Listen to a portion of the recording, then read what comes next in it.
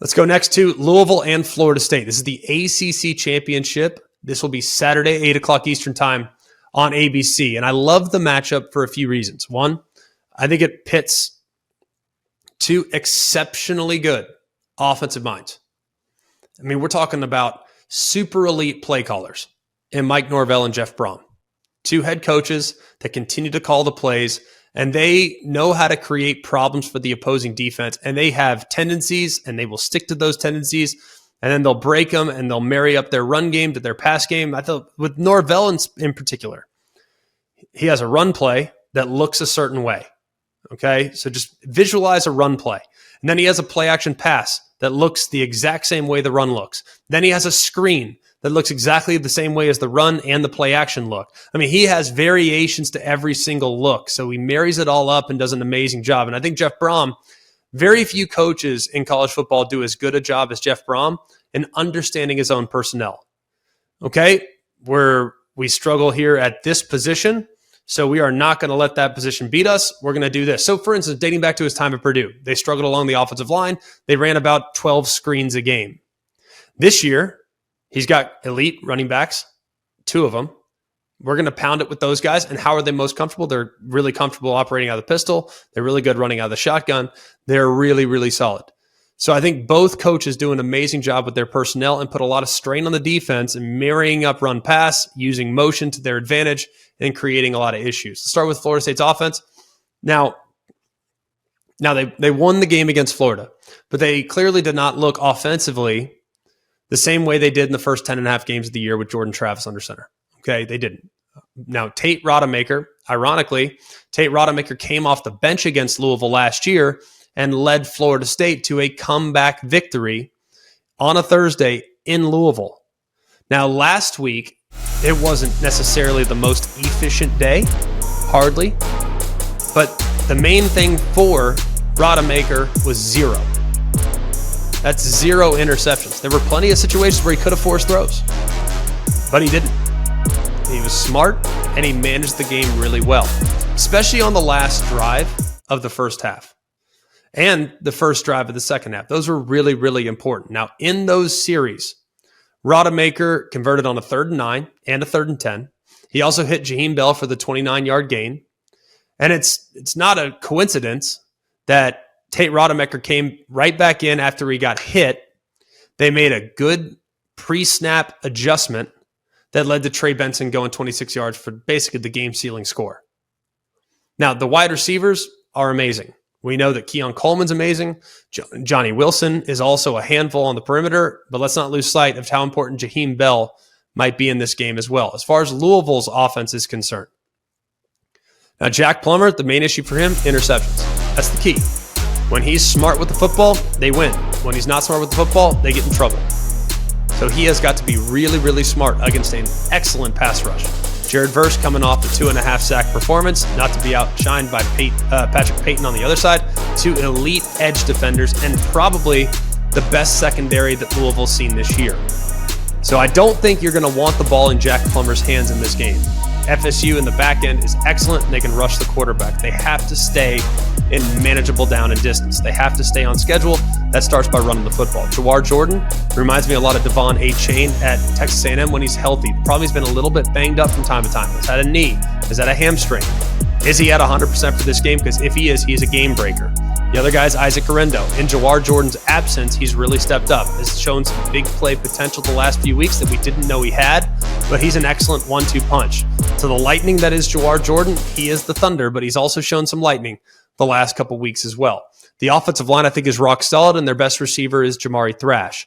Problem is Jamari Thrash has had some drops recently. He's had an injured hand, so hopefully he can be a little bit more sure-handed as he gets further removed from that injury taking place. I believe that was way back. I believe it was against Duke when the injury went down.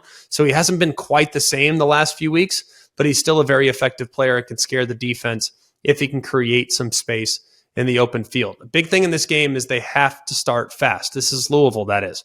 Now, Seminoles, they've fallen behind in 3 of their last 4 games. They were down 7-0 to Pitt.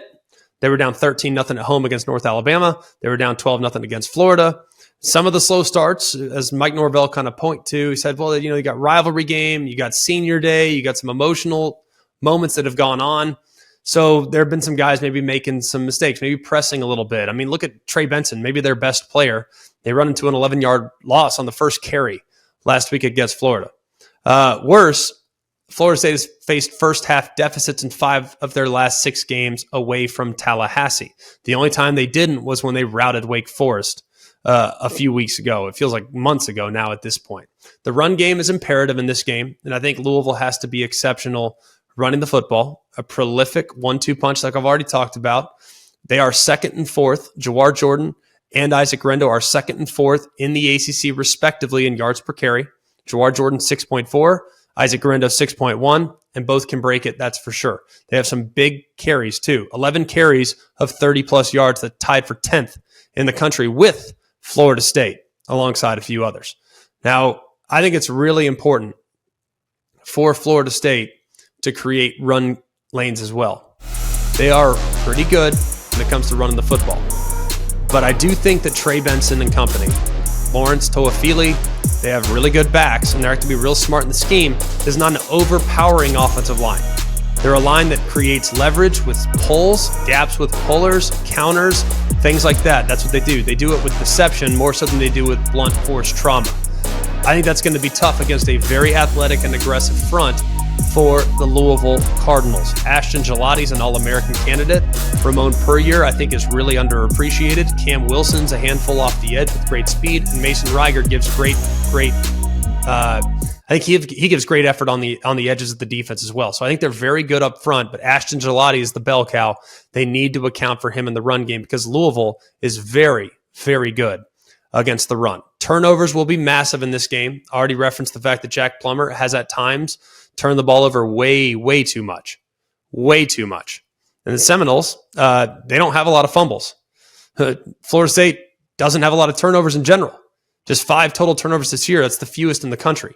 So it's going to be really important for Louisville to create a turnover or two and be really smart for their quarterback, Jack Plummer, to not make mistakes. A couple matchups I'm really excited about. The Florida State weapons against the Louisville DBs. Now, Keon Coleman, 11 touchdowns this year. He's incredible. Johnny Wilson, and then more specifically, Jaheim Bell. Jaheim Bell working against Louisville safeties who are a bit suspect in coverage could mean that Jaheim Bell has a really big impact in the game because I look at Quincy Riley. I think Quincy Riley, the corner for Louisville, is among the best, and he'll draw Keon Coleman in this game more than likely. That's a matchup that has to be won by Louisville. Now, Jarvis Brownlee's been in and out of the lineup. He's been a little banged up, and filling in for him at times has been Storm Duck.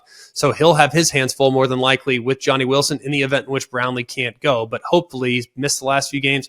Maybe he'll be ready to go here after a few weeks off after having an injured foot.